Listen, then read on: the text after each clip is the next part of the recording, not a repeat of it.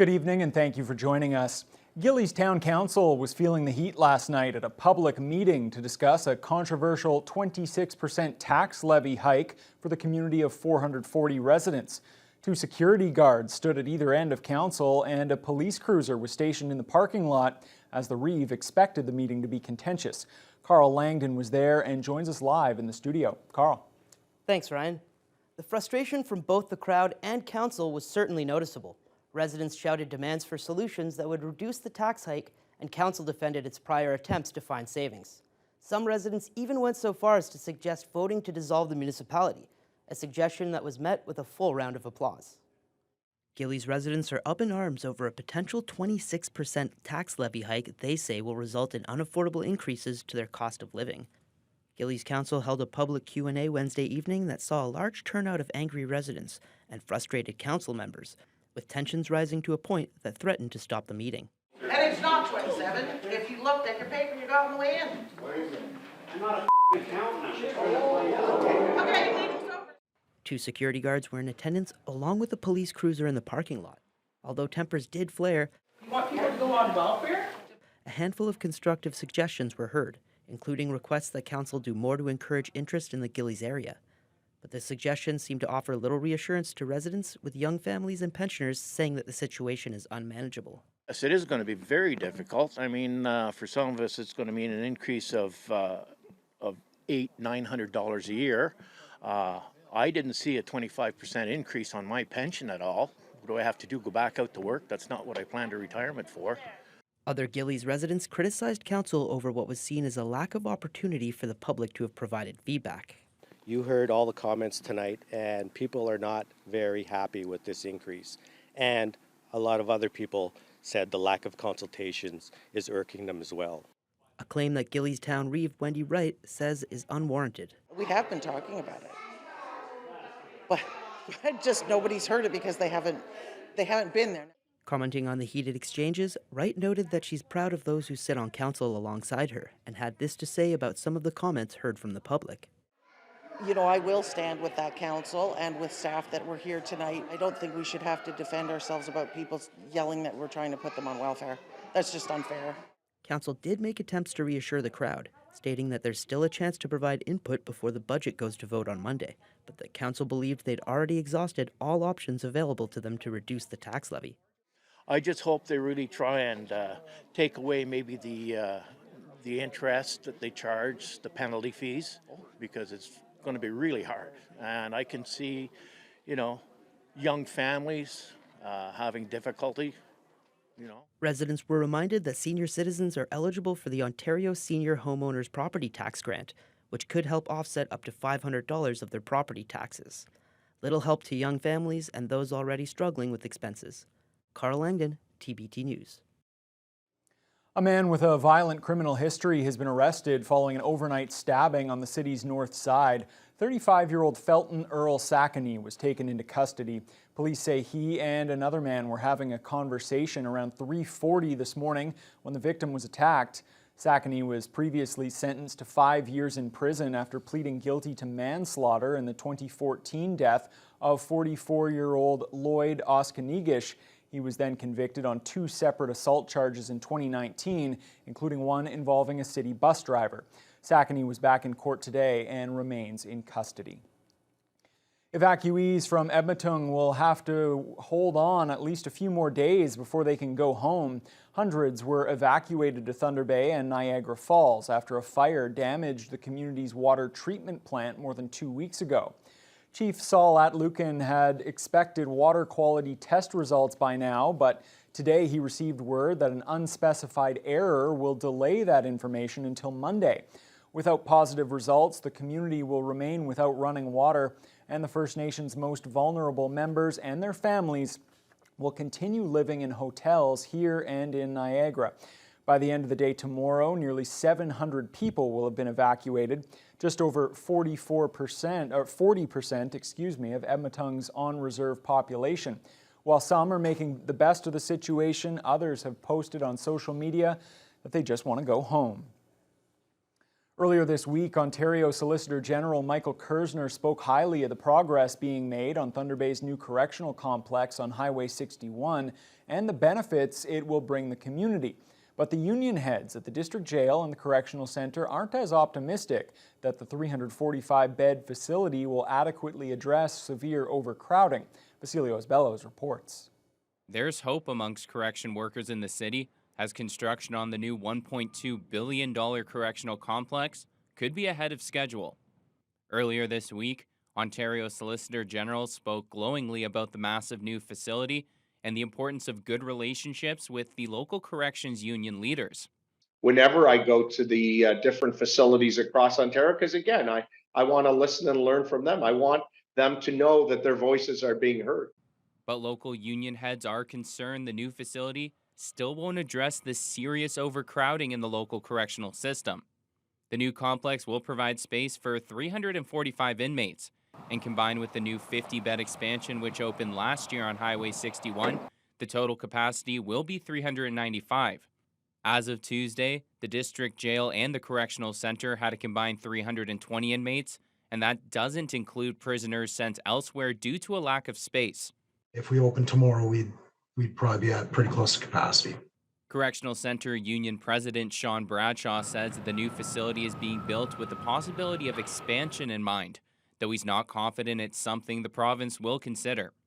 I feel that they'll say, they'll plug this hole in the dam, they'll move on somewhere else, even though this may not be big enough and realistically isn't big enough. There's also concerns regarding staffing the new facility, including corrections, nursing, and support workers. Currently, OPSU members have been in contract talks with the province for more than a year, something District Jail Union President Bill Hayes believes could affect staffing at the new complex. It needs to be competitive with the other jobs out there, and this is something that really needs to be discussed, and the government should be bargaining with our union, but again, they've avoided it for a year and a half now, and we haven't gotten anywhere. The new correctional complex is expected to be completed in 2026. Vasilios Bellows, TVT News. Leaders from several First Nations in the Northwest rallied in Toronto today outside the Ministry of Mines office near Queen's Park to protest the Ford government's mining agenda. Representatives from Grassy Narrows, KI, Neskantaga, and Wapakika held the rally over the noon hour. They say the province has granted thousands of mining claims without First Nations consent and is now trying to fast-track dangerous mine approvals, delay safe closure plans, and build environmentally disastrous roads. The groups have launched 3 legal actions against unwanted mining exploration on their territories, which cover an area more than 60,000 square kilometers.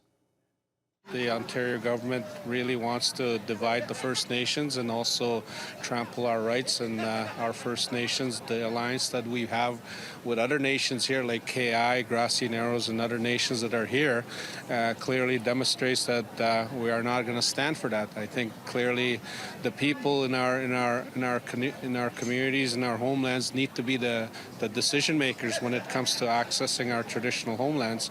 It requires their informed consent. It requires their informed participation, and that's not happening right now. Thunder Bay OPP charged 2 people with stunt driving in separate incidents on Highway 1117 this week. On Monday morning, a 49-year-old Winnipeg man was caught going 153 kilometers an hour in a 90K zone. Then on Tuesday afternoon, a 34-year-old Ottawa woman was clocked doing 149 kilometers an hour. She was also charged with possession of cocaine and driving while suspended. Both drivers had their vehicles impounded for 14 days and received an automatic 30-day license suspension.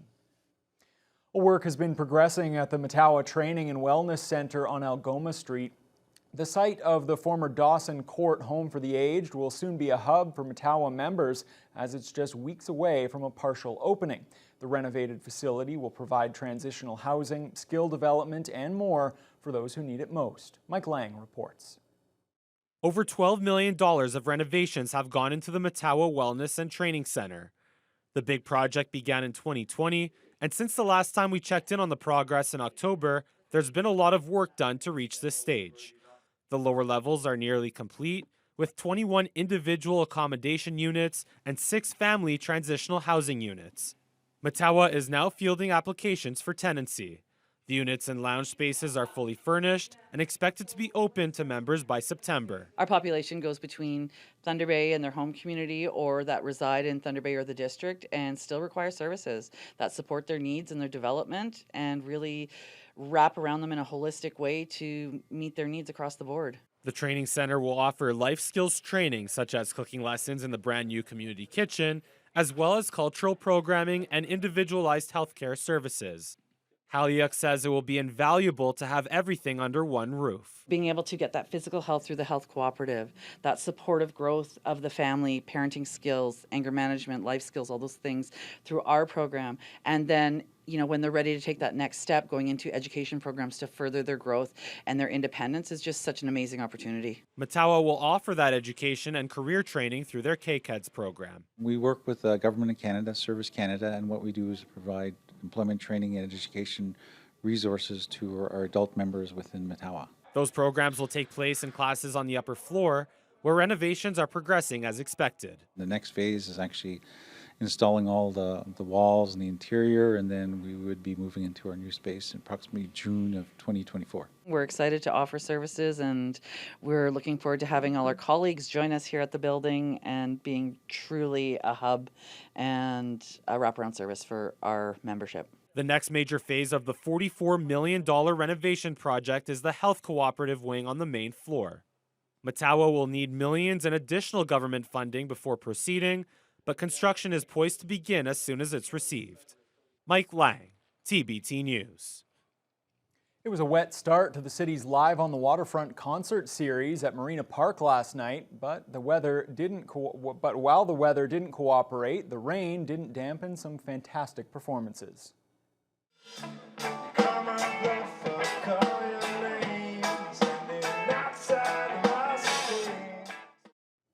This was the first of 8 free concerts this summer, with multiple artists performing at each event.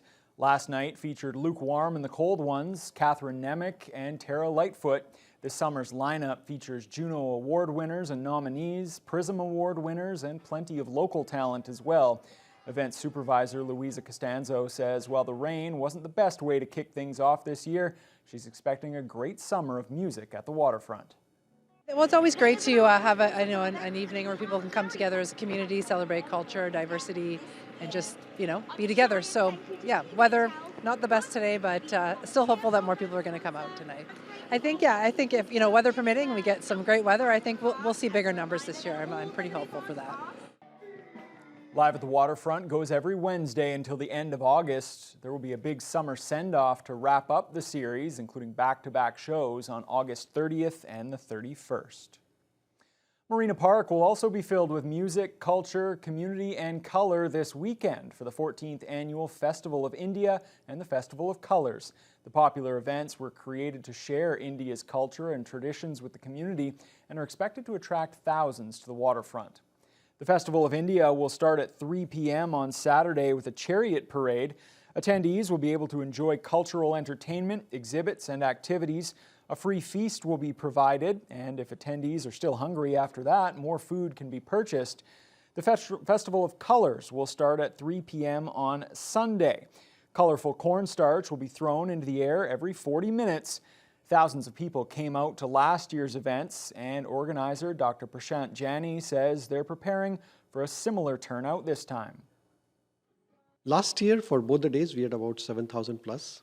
More people for the Festival of Colors, especially young people between age 15 to 25, lots of them at the Festival of Colors. Every year, the audience is growing, participants are growing. We had started with 60 people. Last year, we had 7,000 people. And this is the event which brings whole community together, sharing love, culture, food, music, dances. So that brings everybody together. Festival of India is a free event, but a ticket is required to participate in the Festival of Colors. They can be purchased online at festivalofcolors.ca or at the front gate. Well, it was a bit of a wet start to the day, Fiona, but it turned into a pretty nice one out there. People will be hoping that sticks around for those weekend events. Well, it was very sunny. We had a low of 13, and then first thing in the morning, it rained for a couple of hours off and on, but we did warm up to 25 and a humidex of 28, loads of sunshine, not much wind from the northwest, only 2 to about 12 kilometers per hour. Now, with all that heat and humidity, we weren't the only ones enjoying a sunny day. Fort Frances, currently partly cloudy, they're at 24. 25 in Atikokan, 24 in Uppsala, and Dryden, 25 in Kenora. And the humidex is making it feel closer to about 28, 29 throughout this region, and up into Red Lake, where they've got a little bit more cloud, but very similar temperatures. In fact, those temperatures are consistent through Sioux Lookout, Armstrong, Pickle Lake, Greenstone with a little bit more sunshine, even along the North Shore in Nipigon and Marathon. It isn't until you get down to the eastern side of Lake Superior and down into Sault Ste. Marie. They've had rain and much cooler, no humidex to speak of, and it's rather gray right now at 18 Celsius. Now, here in the city of Thunder Bay tonight, we are going to drop down to a low of 13 once again. We're going to see some clouds roll in late night, partly cloudy skies, and winds will continue to be relatively light, 9 to 22 kilometers per hour at times. But as we head into Friday, there's been a lot of heat, a lot of humidity, and with the systems moving through, there's always that chance with all that moisture and all that heat that we could get rain out of it. And that's going to keep things a little bit iffy for the next few days. I'll have more details on that later on in the news hour. Thanks a lot, Fiona. Well, the review has been completed into that controversial prison transfer of notorious killer Paul Bernardo. Remember, he was moved from a maximum security to a medium security prison.